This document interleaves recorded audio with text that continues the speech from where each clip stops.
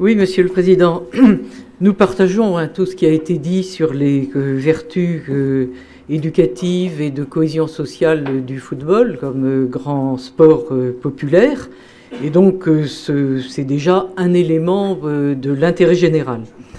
Mais vous le savez que nous sommes assez parcimonieux en matière d'usage du foncier, avec un équilibre que nous faisons entre les emprises foncières à usage d'habitat, sur lequel nous sommes extrêmement réservés, et le foncier à usage économique, pour lequel, sans exagérer, en recherchant la modération, nous savons que c'est nécessaire, et nous sommes d'autant plus parcimonieux sur l'habitat que nous souhaitons laisser des marges de développement pour l'économie.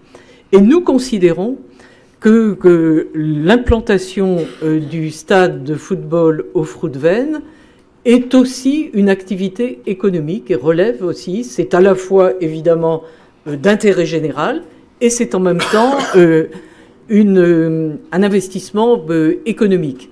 Et à ce titre-là, nous sommes favorables à ce qu'ils viennent s'implanter sur une zone qui a une vocation économique. L'économie des loisirs, l'économie du sport, ça en fait aussi partie. Alors après ça, et il faut le saluer, a été organisée une réunion de commission plénière où les porteurs du projet sont venus nous exposer l'état de leur réflexion.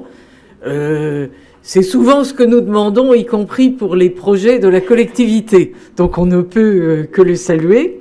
Il y a eu d'ailleurs des questions-réponses, y compris qui ont entraîné des évolutions dans le projet, notamment par rapport à certains soucis que nous avions nous-mêmes exprimés en matière de protection des espaces boisés classés et des haies et de certains éléments de la biodiversité qui nous paraissaient que dans le projet antérieur insuffisamment pris en considération.